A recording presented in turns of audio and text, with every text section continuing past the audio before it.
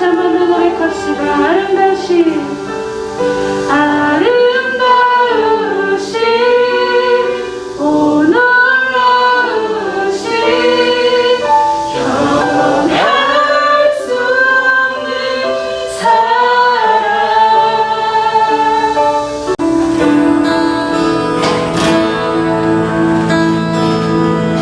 우리 오늘 눈물로 하나의 씨앗을 심는다. 꿈꿀 수 없어 무너진 가슴에 저들의 푸른 꿈 다시 돋아나도록 우리 함께 땀 흘려 소망의 길을 만든다. 내일로 가는 길을 찾지 못했던 저를 노래하며 달려갈 그 길. 그날에 우리 보리라. 새벽 이슬 같은 저들 일어나 뜨거운 가슴 사랑의 손으로 이 땅 치유하며 행진할 때 오래 환대하였던 이 땅 어디서나 순결한 꽃들 피어나고 푸른 의의 나무가 가득한 세상. 우리 함께 보리라. 그날에 우리 보리라. 그날에 우리 보리라.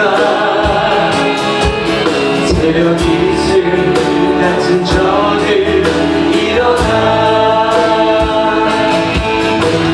뜨거운 가슴 사랑의 손으로 이 땅 치유하며 행진할 때 오래 환대하였던 이 땅 어디서나 순결한 꽃들 피어나고 푸른 의의 나무가 가득한 세상. 우리 함께 보리라.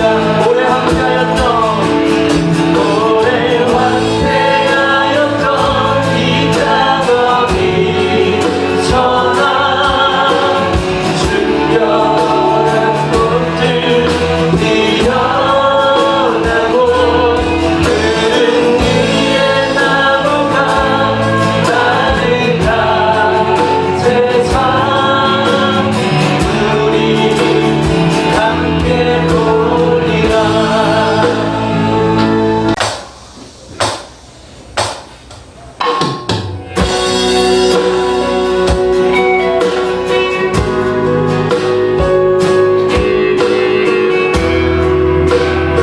우리가 주님의 나라를 함께 소망하며 함께 주의 나라가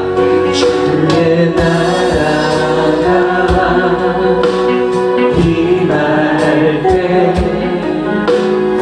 하나님 임재하실 때 예배가 회복되며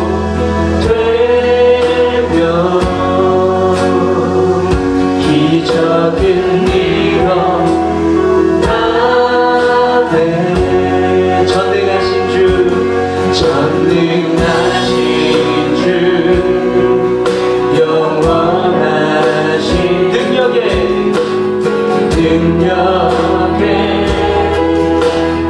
동치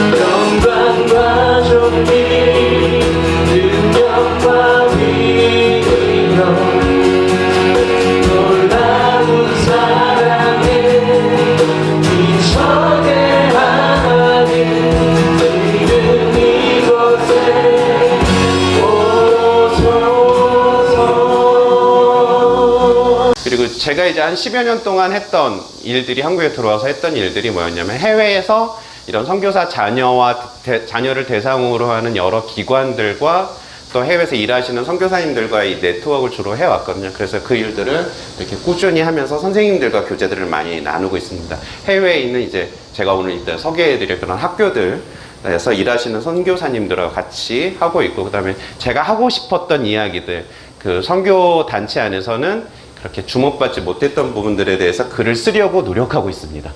예, 글을 쓰고 있다는 건 아니고요. 이렇게 쓰는데 글 쓰기가 참 쉽지 않더라고요. 같이 이게 선배이신 김기현 목사님 이제 글쓰기 하는 거 보면 저거 쫓아가야 되는데 몇 년 노력을 했는데 안 되더라고요. 어쨌든 예, 그런 시간들을 제가 보내고 있고, 그러다 보니까 조금 다른 관점에서의 선교에 대한 이야기들이 필요하지 않나라는 생각을 하게 됐습니다. 물론 이제 이 30분 동안에 제가 선교라는 주제와 선교사 자녀라는 두 가지 주제를 모두 다 풀 수 있는 시간은 아니기 때문에 간략하게 어떤 변화들이 있는지 한번 짚어보려고 합니다. 다음으로 넘겨주세요. 오늘 이제 본문에서 읽었던 사도행전 14장의 이야기는 저는 굉장히 좀 중요하게 생각합니다. 사실 사도행전 14장보다 더 중요한 점은 저는 사도행전 15장이라고 생각합니다. 이제 누가복음과 사도행전을 기술하면서 사도행전의 15장에 걸쳐서 큰 변화를 하나를 준비합니다. 사도행전 15장에서 큰 변화가 하나가 일어나는데, 그게 뭐냐 하면은 그 이전에 교회 공동체, 초대교회 공동체들은 유대인 중심이었어요. 헬라파 유대인이든 아니면 오리지널한 유대인이든 그 유대인들만을 위한 공동체였습니다. 그러니까 이방인들이 오기엔 쉽지 않았어요. 그렇기 때문에 고넬료의 집에 가는 그 문제가 그 공동체에서 큰 문제가 됐던 거예요. 그러니까 다시 말하면은 예수님이 부활하시고 승천하시고 모였던 초대 공동체는 이방인들을 위한 공동체가 아니었습니다. 유대인 공동체였어요. 말 그대로 유대인들만이 모일 수 있었고, 이방인들은 유대인이 먼저 되었어야 돼요. 그 증거들은 어디서 나오냐면은 바로 15장에서 등장하는 할례 문제에서 나타납니다. 그러니까 할례라는 그 상징성은 단순히 그냥 표피를 자르고 그냥 하나의 신분 전환을 했다라는 의미가 아니라 유대인의 그 법대로 따르겠다, 유대인이 되겠다라고 하는 큰 절차예요. 그러니까 이거는 쉽게 일어나는 일들이 아닙니다. 그러니까 우리 이방인의 때를 밟고 지나가는 정도가 아니라 들어갈 수 있어야 되는데, 그러려면은 유대인과 같은 행위를 해야 되는데 쉽게 유대인 공동체가 그걸 열어주지 않습니다. 왜냐하면 유대 공동체는 혈통적인 공동체예요. 그게 목의 사회든 북의 사회든 어떤 혈통으로서 유대인이 되어야만 하나님의 백성일 수가 있어요. 그런데 사도행전에서 이제 누가복음에서 이제 그 전환의 시작이 되고, 사도행전에서부터는 실제적인 전환들이 일어납니다. 바로 유대 공동체와 헬라파 유대인의 공동체들이 서로 섞이는 과정이 생기고, 그 다음에 경건한 하나님의 사람이라고 불려지는 고넬료의 사건들이 등장을 하고 점차 문이 열립니다. 그리고 바울의 1차 전도 여행에서 무슨 일이 벌어지냐면, 유대인들은 듣지 않는데 전혀 남모르는 이방인들, 그냥 헬라파 유대인도 아니고 그냥 경건한 그 하나님을 따르는 무리도 아닌 이방인들이 아닌 그냥 낯선 이방인들이 그 하나님의 복음을 듣고 예수 그리스도의 복음을 듣고 돌아오기 시작을 하는 거예요. 바울과 바나바는 큰 고민이 생겼죠. 바로 그게 사도행전 14장에서 나타난 이야기입니다. 그거를 해결하기 위해서 사도행전 15장에서 예루살렘에서 이제 공의회가 일어납니다. 바로 이러한 변화의 시점들이 단지 유대인의 공동체에서, 예수 공동체가 유대인의 공동체에서 라틴, 그 당시에 그 로마를 중심으로 한 제국권에 있는 이방인들도 허락하는, 그러니까 어떻게 보면 전 세계의 공동체가 된 겁니다. 그런데 이렇게 끝나지는 않게 돼요. 왜냐하면 이런 공동체가 유지돼서 언제까지 오냐면 15세기, 16세기까지 이루어집니다. 대륙의 발견들이 일어나면서 아프리카뿐만 아니라 남미라든지 북미가 이제 발견이 되고 아시아라는 지역들도 새롭게 부각이 됩니다.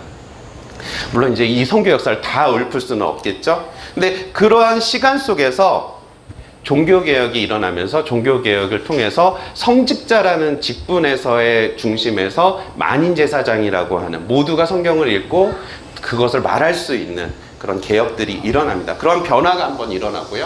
또 하나는 이제 20세기 후반에 들어와서 그동안 선교의 지도자들과 선교의 중심이 어디에 있었냐면 서구 유럽의 그 문화권 안에서 일어났어요. 그러니까 지금도 선교의 스피커들을 자세히 살펴보면은 이렇게 아시아인들이라든지 남미권은 조금 있는 것 같은데 아시아권의 사람들이 그렇게 많이 서 있지는 않습니다. 핵심적인 그 부분에. 그런데 이러한 것들이 세계 2차 대전이 끝나면서 균열이 생겼고 지금은 모든 전 세계가 공통적으로 일어나는, 그래서 지리적인 부분에 있어서는 서구에서 비서구권으로 움직이는, 정확한 표현을 쓰자면 비서구권이 아니라 서구와 비서구가 섞이는 새로운 형상들이 나타나게 됩니다. 저는 이것이 또 다른 형태의 교회의 전환들이 일어나고 있다고 생각을 하는 거고요. 다음으로 넘겨주시면, 그래서 그 비서구의 보통 특징들이 좀 있어요. 근데 우리가 얘기하는 비서구의 특징들은 가장 큰 모든 이거를 이렇게 일반화 시킬 수는 없어요. 비서구라고 하는 그 집단을 묶는 것도 사실은 옳은 표현은 아닌 것 같습니다. 하지만 그동안 서구라고 했던 어떤 학문적으로나 정치적으로나 경제적으로 큰 흐름을 주도했던 것과 다른 세력들을 우리가 보통 비서구라고 하는데, 그런 나라들의 특징들을 보면은 이런 경향성들이 있어요. 하나는 굉장히 가족주의 중심이었어요. 그런데 그 가족주의 중심에서 개인주의로 전환되고 있는 시기고요. 그 다음에 민주주의라고 하는 정치 체제가 자발적으로는 아니지만 외부의 힘으로써 도입이 되었습니다. 그리고 대부분의 나라들이 압축된 경제 성장을 보여주고 있습니다. 그리고 역사적으로는 다는 아니지만 제가 식민지 경험들을 좀 가지고 있고요. 그래서 서구라든지 이 식민지 지배국가에 대한 감정들이 양가된, 그러니까 좋은 감정도 있지만 좋지 않은 감정들도 가지고 있는 그런 형태들입니다. 그리고 또 하나는 한국이 이제 교회 성장이 어느 정도 이제 주춤하고 있는, 오히려 지금 쇠퇴하고 있다고 하지만 다른 지역들, 특별히 브라질이나 이런 데서는 거대한 부흥들이 있습니다. 그러니까 교회가 크게 성장을 하고 있어요. 그런 성장들이 경험하고 있는 특징들을 가지고 있습니다. 그러니까 이제는 그러한 사람들과, 다음으로 넘겨주시겠어요? 그러한 사람들과 이제 같이 선교가 이루어지고 있다는 겁니다. 그 같이 이루어진다는 얘기는 뭐였냐면, 그동안에 서구 리더자들 아니면 서구 기독교가 독창을 하고 그 다음에 비서구권들이 어떤 코러스를 넣어주는 그런 분위기가 아니라, 이제는 비서구권과 서구권이 함께 합창을 해야 되는, 각자의 역할들을 감당해야 되는 시기가 왔다는 거예요. 사실 이러한 얘기는 이미 20세기 후반부터 이야기가 되어졌지만 여전히 주도하고 있었던 거는 서구 중심이었어요. 그러니까 하나의 예를 들면은 서구 선교사들이 가지고 있는 특징은 굉장히 합리적입니다. 그리고 이렇게 명문화된 문서들이 있어요. 그 문서의 법적인 조치들에 굉장히 민감합니다. 반대로 우리는 그 문서의 울타리를 좀 넘나드는 성향이 있습니다. 그러니까 어떻게 하면 이 울타리를 좀 비집고 나갈까? 비집으면서 뭔가 자신이 목표한 걸 이룰 것인가에 대한 관심이 굉장히 많은 특징을 가지고 있어요. 그러니까 이런 특징들이 무슨 하나 있냐면은, IMB가 아프리카 한 지역에서 교회를 개척하려고 20년 동안 선교사를 보냈는데 교회가 개척이 하나도 못했어요. 20년 동안 뭔가를 깎았는데. 그래서 한국 선교사들이 막 부흥하고 있을 때 한국 선교사 가정은 3가정인가 4가정이 들어갔어요. 그리고 6개월, 1년 만에 교회가 개척이 됐어요.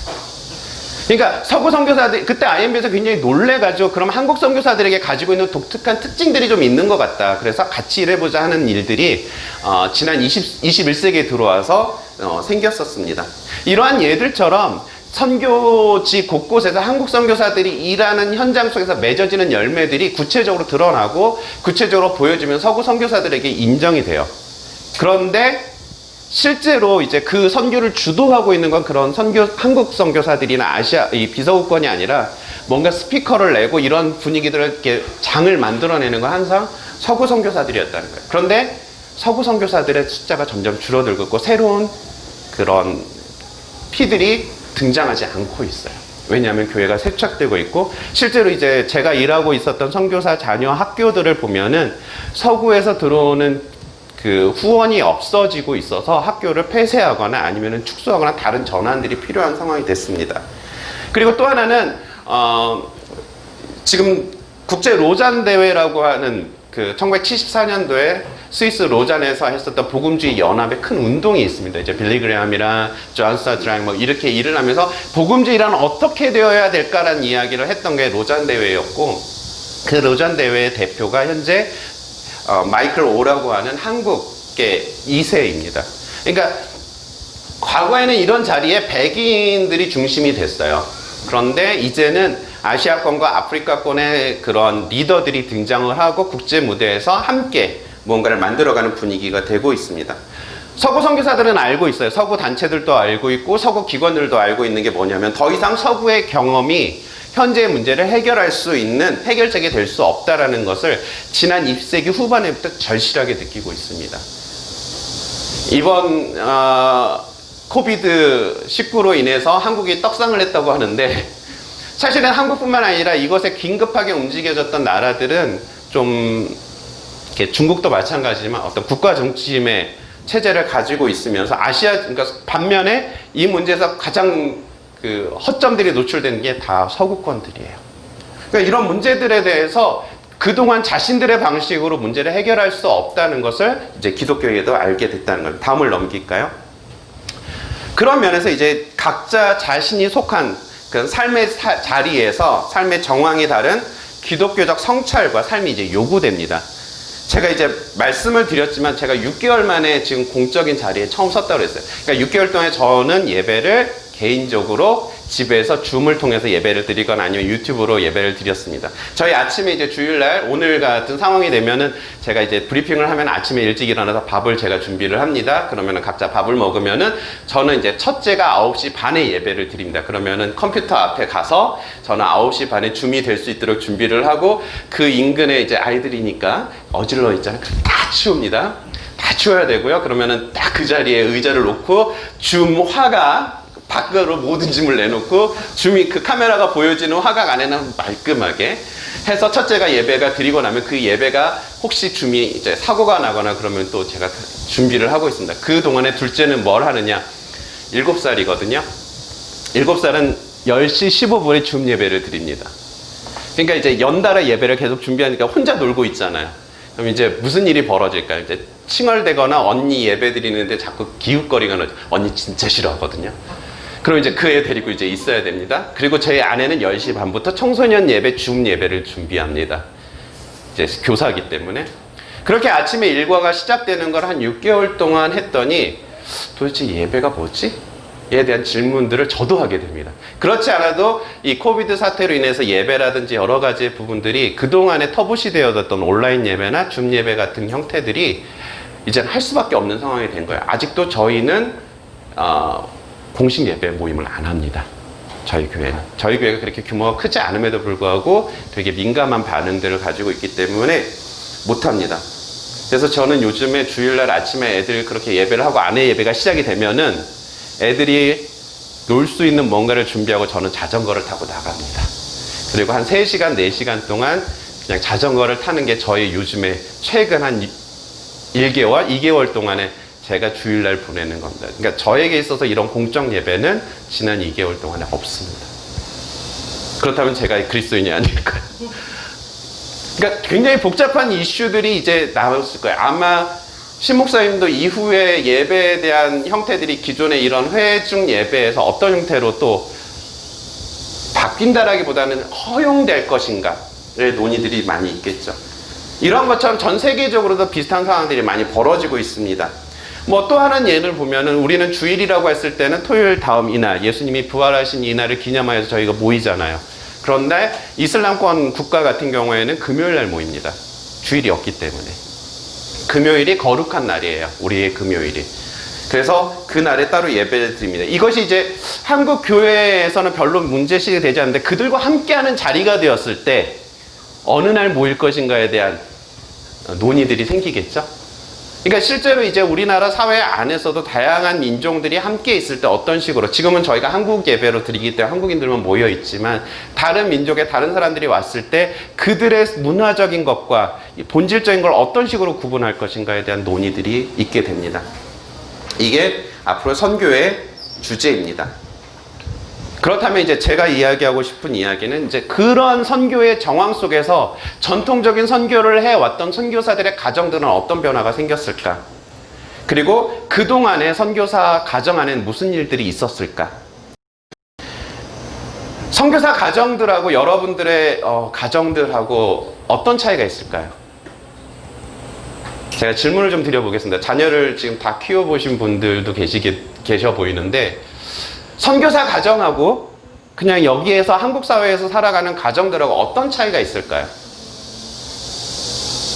제가 꼭 지명해서 불러야 대답을 하는 분위기일까요? 바로 대답을 해주시면 제가 시간을 좀 더 세이브할 수 있습니다. 비슷할 것 같아요. 그렇죠. 근데 생각보다 그렇게 비슷하게 생각들을 많이 안 하시는 것 같아요. 이제 후원을 하다 보면은 선교사 자녀들에게 필요한 것들이 한국 사회보다 대부분 갖춰지지 못한 지역들이거든요. 근데 그들에게 필요한 부분들에 대해서는 사실은 되게 둔감한 편이거나 그들의 필요에 좀 보지 못하는 게 있습니다. 그러한 경향들은 선교사들에게도 책임이 물론 있습니다. 선교사들이 자신의 가정에 어떤 일들이 벌어지고 있는지에 대한 이야기를 잘 하지 않기 때문입니다. 게다가 선교사 자녀들의 교육 문제에 있어서만큼은 굉장히 좀 치명적이에요. 왜냐하면 한국에서는 그러한 교육을 받기 위해서는 수천만 원이 드는 교육을 그 자녀들이 사실 받고 있거든요. 오늘 그 얘기도 좀 하려고 합니다. 그런데 이제 그렇게 얘기하지 못하는 부분에 있어서는 한국의 전통적인 배경도 있습니다. 우리나라가 보통 이제 체면 문화잖아요. 그러니까 그 아이의 문제는 누구의 문제가 됩니까? 부모의 문제잖아요. 근데 사실은 그 아이의 문제는 그 아이의 문제예요. 그런데 우리는 그렇게 생각을 안 하고 부모들도 거기에 익숙하다 보니까 자녀에게 압력을 넣죠. 특별히 이제 목회자 자녀들도 그런 비슷한 경향들을 가지고 있습니다. 그 아이와 그 부모를 우리나라는 떼어서 보지를 않아요. 그 아이의 태도나 그거는 부모로부터 교육을 잘못 받았다. 근데 지금 그런 얘기를 하면은 아마 대부분의 부모님들이 자녀 교육 못했다라고 소문이 들 겁니다. 왜냐하면 그들의 문화와 우리 문화가 다르거든요. 그것처럼 선교사 자녀들에게 있어서도 그들이 가지고 있는 독특한 문화들이 있습니다. 다음 슬라이드를 넘겨주시겠어요? 다음입니다. 하나 더. 네. 선교사 자녀들, 우리가 자녀를 생각할 때 자녀들의 성장은 사실은 나무와 흙을 비유할 수 있습니다. 그러니까 흙이라고 하는 것은 우리 주변에 있는 문화와 삶이라고 한다면 아이는 나무예요. 그런데 선교지로 움직인다는 것은 쉽게 말해서 저 땅을 토양에서 뽑혀져 가지고 완전히 새로운 토양에 나무를 심는 것을 의미합니다. 여러분 나무를 혹시 심어 보셨나요? 나무를 심었을 때 어떻게 합니까? 나무에 붙은 장가지에 붙은 흙을 모두 다 털고 묻습니까? 아니면은 그 주변에 있는 흙들을 같이 가져다가 묻습니까? 같이 묻어야 됩니다. 나무가 그 새로운 토양에 적응할 때까지, 그리고 그 토양과 비슷한 환경들을 계속 맞춰줘야 됩니다. 가장 좋은 거는 살고 있는 그 흙을 그대로 옮겨와야 돼요. 그렇다면 선교사 자녀에게 있어서 그 문화를 고스란히 떠서 옮긴다는 건 어떤 것일까요?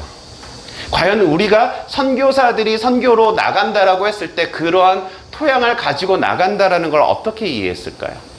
사실은 별로 이해함이 없었어요. 왜냐하면 전통적으로 우리나라 선교사들에게 있어서의 가장 큰 목적은 하나님의 나라의 성취에 있었습니다.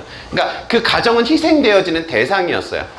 그래서 초기 선교사님들의 고백이 이렇습니다. 우리는 그 땅에 가서 뼈를 묻으려고 갔는데 남은 건 자녀 문제밖에 없다. 그 1세대 선교사님들의 자녀들은 한국을 들어오질 못했어요. 한국에 들어올 수 있는 방법이 없었어요. 왜냐하면 대학을 입학을 못해요. 그 당시 1980년대 나가셨던 70년대 나가셨던 선교사님 대부분 다 미국으로 가셨어요. 자녀들은 미국에서 학교를 다닐 수밖에 없었어요. 그렇기 때문에 그러한 생략되어진 부분들이 지난 2000년부터 이야기를 하고 있지만 실제적으로 많은 선교기관에서 그리고 교회에서 준비하지를 못했습니다. 왜냐하면 그건 비용이 들거든요. 선교에 들어가는 비용 외의 비용이 되는 거예요. 왜냐하면 우리가 선교사를 후원할 때 가장 책정되는 비용들은 그 가정이 운영할 수 있는 비용에 대한 이야기입니다. 그러나 그 아이가 이전했을 때 필요한 비용들에 대해서는 고민하지는 않죠. 거기서 어떤 교육을 할 것인가, 대부분 현지 교육을 받겠다. 현지 교육이 어떤가 상황을 보면 나라마다 굉장히 차이가 많습니다. 그리고 같은 나라여도 지방으로 가느냐 도시에 있느냐에 따라서 크게 다릅니다. 태국 같은 경우에는 지방을 가면은 어떤 교육 혜택을 제대로 받을 수가 없어요. 문제는 그런 현장의 교육을 제대로 받았다고 치더라도 이 아이가 태국의 수도에 있는 대학을 가거나 그럴 수 있는 환경이 아니라는 거예요. 그럼 그 아이의 미래는 무엇이 됩니까? 그 아이가 자신과 피부색이 서로 다른 혼자만의 수업을 받아야 되는 그 교실 안에서 성장을 한다는 건 어떤 의미일까요? 아무도 거기까지 생각을 안 한 거예요. 교회도 마찬가지였고 선교사 본인도 마찬가지. 가 보니까 문제가 된 거예요. 그러니까 어떤 일이 벌어지냐면은 미국이나 영국에서 세운 선교사 자녀 학교들을 다니게 됩니다. 그러면 어떻게 돼요? 그런 학교들이 도시에 있거나 아니면은 아주 안전한 지역, 특별히 인도 같은 경우에는 그 당시 질병으로부터 떨어져 있는 아주 고산 지역, 해발 2200m 되는 도시가 있어요. 거기 가서 걷는데 제가 숨을 못 쉬겠더라고요. 조금만 걸어도 헉헉거리는데 거기서 애들은 축구를 하고 수영을 합니다. 무서워요. 그러니까 그런 데에 학교를 세웠어요. 영국은 한 100년 전에. 그러니까 그런 지역에서 부모들이 그 지역으로 아이들을 만나러 오려면은 4일을 걸렸어요. 그리고 그 아이들을 만나고 2, 3일 만나고 방학 동안에 2, 3일 만나거나 거기서 방학 시간 동안을 보내고 아이들은 다시 그 학교에 맡기고 선교지로 와서 일을 했습니다. 그게 이제 100년의 역사를 가지고 있는데 그러한 현장에 이제 한국 선교사 자녀들이 들어가게 된 거죠. 그러면서 아이들은 슬라이드를 넘겨주시겠어요? 문화가 이제 세계 이상의 문화 속에서 살아가야 되는 거예요. 그러니까 이런 문제들 뿐만 아니라 대부분 성장기라고 하는 우리나라 안에서도 그렇잖아요. 우리나라에 전쟁이 일어나면 북한이 쳐들어오지 못하는 것이 중2 때문이라고. 중2가 있기 때문에 쳐들어오지 못할 거라고 얘기를 하죠. 예, 그만큼 격변의 시기를 겪는데 그것이 우리의 신체적인 것과 정서적인 부분에 있어 변화가 있습니다. 그런 아이들의 정서적인 부분과 동시에 주변의 환경 문화가 우리와 전혀 다른 이질적인 문화들을 아이들이 직접 경험하게 된다면 아이들의 정서라든지 그 내면에 있는 정체성에서는 여러 가지 어려움을 겪을 수밖에 없죠. 그러니까 그러한 부분들을 도와주는 것들이 바로 선교사 자녀들을 위한 학교들입니다. 근데 그런 학교들이 많이 있진 않아요. 다음은 넘겨주시겠어요?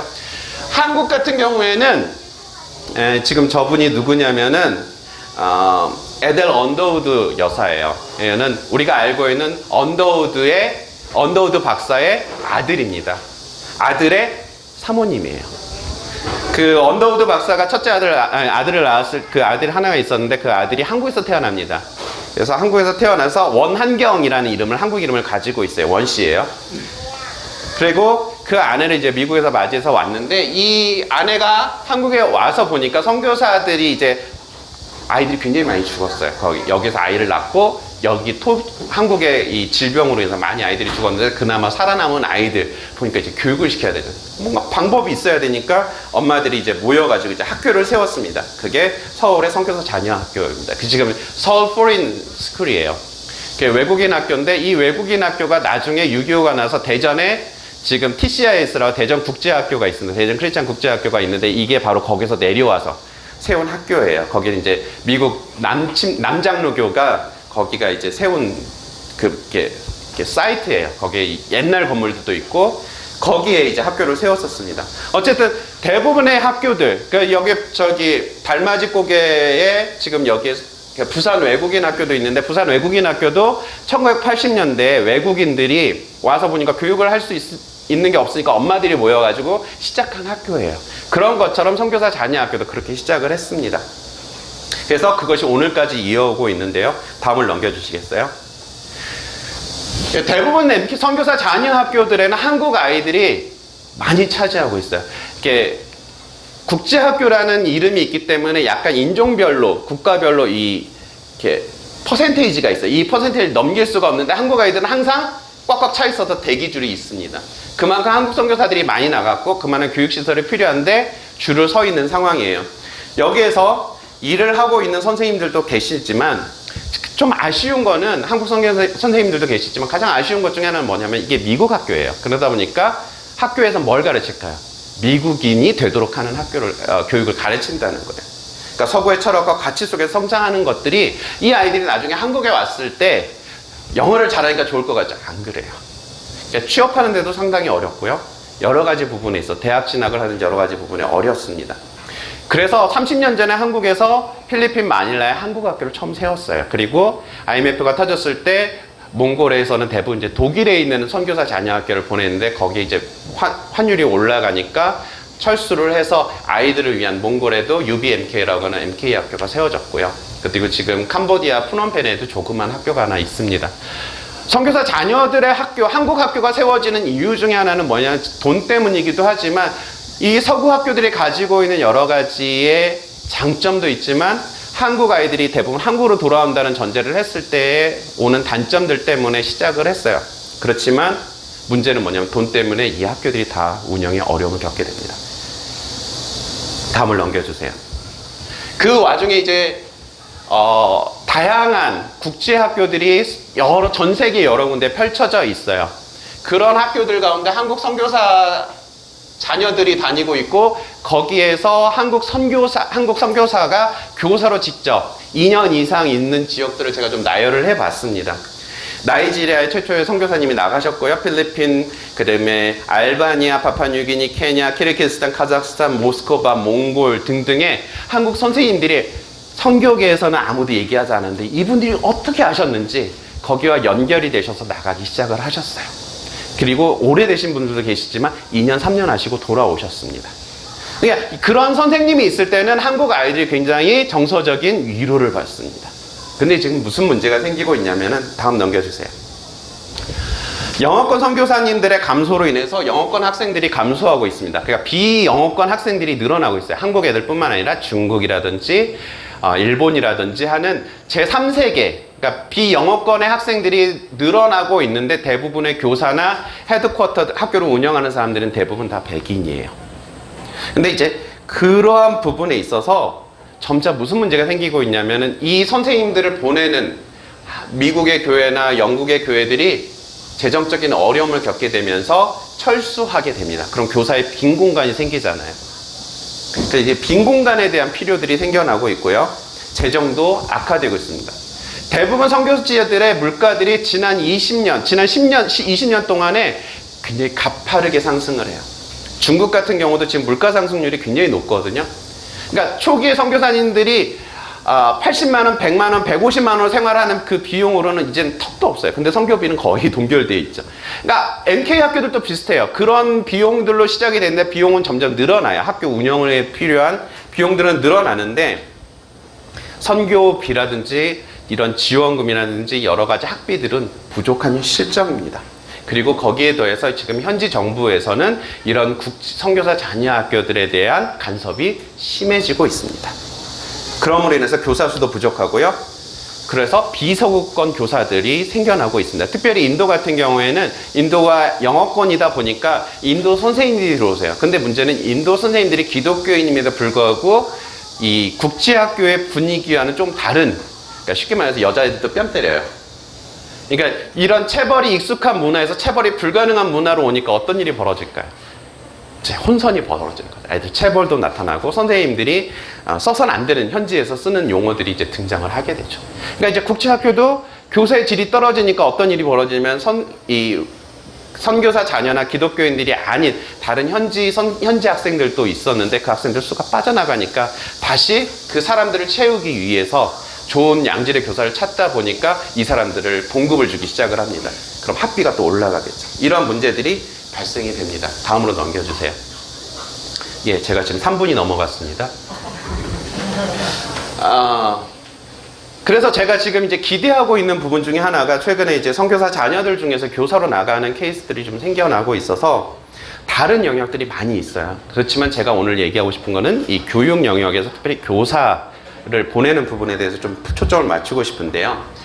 만약에 선교사 자녀가 교육 옵션을 교육적인 대학의 교육 전공을 하고 다시 돌아갔을 경우에 어떤 이득이 있냐면은 이 아이들 같은 경우는 선교적 기여를 하게 되고요. 그 다음에 NK들이 스스로 이제 진로 탐색을 하는 데 있어서 자신들의 장점들을 발휘할 수 있어요. 그리고 그 아이들이 이미 다양한 문화적인 환경 속에 성장을 했기 때문에 비록 영어권이지만 다양한 문화에 대한 이해와 이렇게 조절할 수 있는 능력이 있습니다. 지금 우리나라에는 그런 교사들의 수가 점점 더 많이 필요하거든요.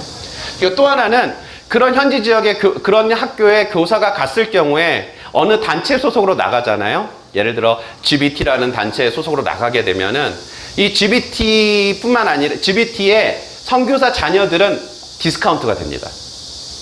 그러니까 학비가 그렇지 않아도 저렴한 디스카운트 학비로 들어가는데 거기에 더 디스카운트를 받아요.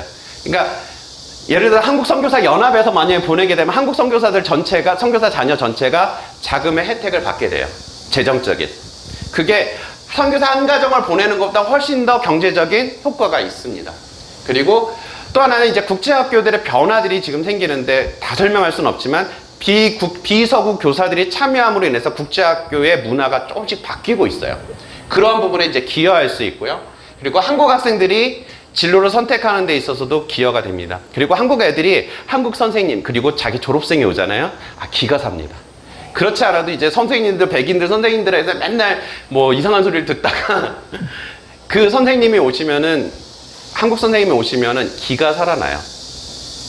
그리고 제가 조금 더 보고 싶은 건 뭐냐면, 비서구 교사들이 국제학교라는 어떤 정서를 바꿀 수 있는 기대치가 있어요. 왜냐하면 국제학교라고 하는 개념 안에는 미국이나 영국이라고 하는 어떤 보이지 않는 이미지들이 있거든요. 근데 이것을 좀 더 넘어설 수 있는 그림을 만들 수 있고, 국제학교 패러다임이라는 걸 변화할 수 있고, 그 다음에 또 하나는 국제학교들이 한국에서도 비슷하지만 이런 외국인들이 한국 사회에 들어오는데, 아니면 외국 사람들이 한국에 살면서 그 아이들이 성장하면서 만들어낸 브릿지 하는 역할들이 굉장히 많아요.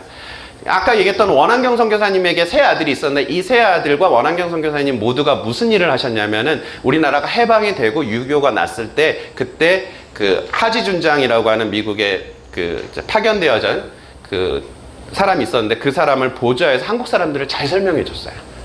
그러니까 한국을 좀 더 이해하고, 그리고 특별히 이제 원한경 선교사님 같은 경우에는 그 아들과 함께 6.25 휴전협정을 하는 데 있어서 그 서명하는 모든 그 문구들을 다 검토하신 분이에요. 그러니까 지금 휴전협정이 이루어질 수 있었던, 그리고 그나마 우리에게 좀 더 유리하게 이루어질 수 있었던 건 뭐였냐면은 그분들이 계셨기 때문이에요. 그분들이 보이지 않는 역할들을 되게 많이 하셨거든요. 한국 사람이 가서 얘기를 한다고, 영어로 얘기를 한다고 이 문제가 해결이 될까요? 안 돼요. 미국 사람, 그 휴전협정을 하는 유엔군을 대표하고 있는 미군에게 있어서 신뢰할 만한 사람이 필요했는데, 신뢰할 만한 사람은 누굴까요? 자국 사람이에요.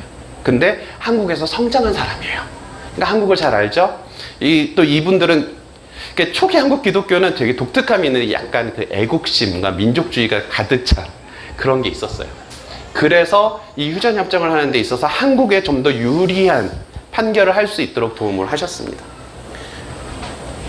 다음 넘겨주시면, 이제 제가 하고 있는 일이 그겁니다. 제가 하고 있는 일은 뭐냐면은, 아까도 얘기했지만 그런 교사들을 보내야 되는, 아까도 그런 국제학교들의 역할, 선교사 자녀학교의 역할들은 단지 지금 이제 한국 사람들 숫자만 늘어나는 게 아니라 그 지역에 오는 다른 선교사, 다른 나라의 선교사들이 있습니다. 브라질이라든지 아니면은 아시아 지역에서 요즘에 필리핀도 선교사를 많이 파송하고 있거든요.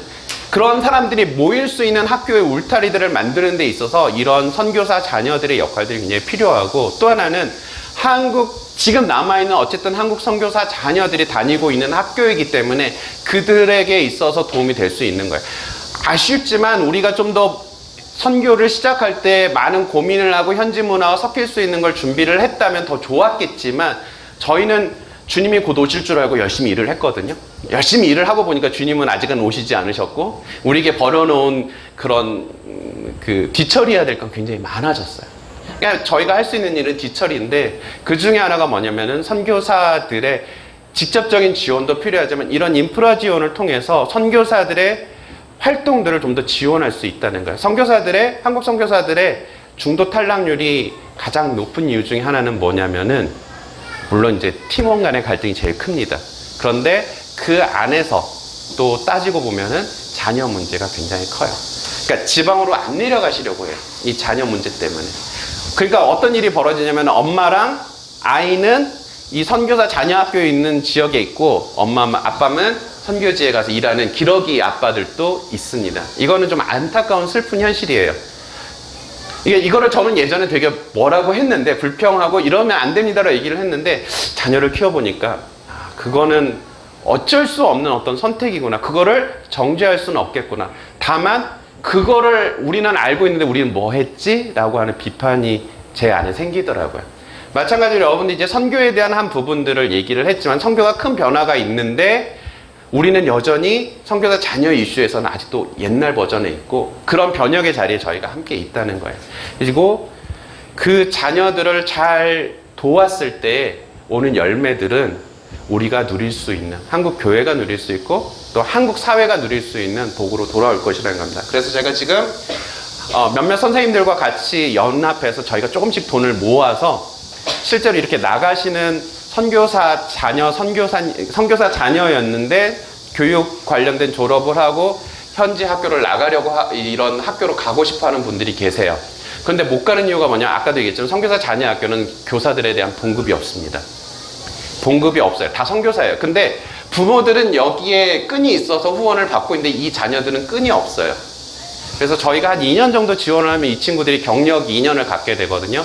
그러면은 장기적으로 내가 이 일을 계속 하겠다 한다면 한국에 들어와서 선교사 훈련을 받고 이런 교회들을 만나고 정식으로 준비해서 나갈 수 있게 되고, 아니면 다른 영어권의 학교로 취업할 수 있는 길들을 선교사 자녀들에게 열어줬으면 좋겠다 라고 생각을 해서 저희가 이 일을 하고 있습니다. 그거를 저희가 ITS 이츠라고 부르는데요. 저희가 감사하게도 다바오 페이스의 한 선교사를 이제 지원하기 시작을 했습니다. 이제 조만간 저희가 이제 보금 금액이 많지 않기 때문에 올해 한 2명에서 3명 정도 더 확대할 예정이고, 저희가 크게는 5명 선교사 한 가정을 지원할 수 있는, 한 사람에게, 청년 한 명에게 한 400에서 500불이면은 현지에서 생활할 수가 있거든요. 먹고 사는데. 왜냐하면 대부분 학교들이 이제 숙소를 제공을 해주니까. 네, 10분이 넘었습니다. 제 강의를 여기서 마치도록 하고요. 혹시 선교사님들을 위해 기도하실 때 그 자녀의 이름이 있다면 하나님께서 그 자녀들의 길들을 열어주시고, 또 그 아이들의 상황들에 대해서 하나님께서 풀어줄 수 있는 좋은 사람들을 만날 수 있게 해달라고 꼭 같이 기도해 주셨으면 좋겠습니다. 감사합니다. 주님은 나무, 당신은 가지니 사랑의 열매 맺기에 축복해요.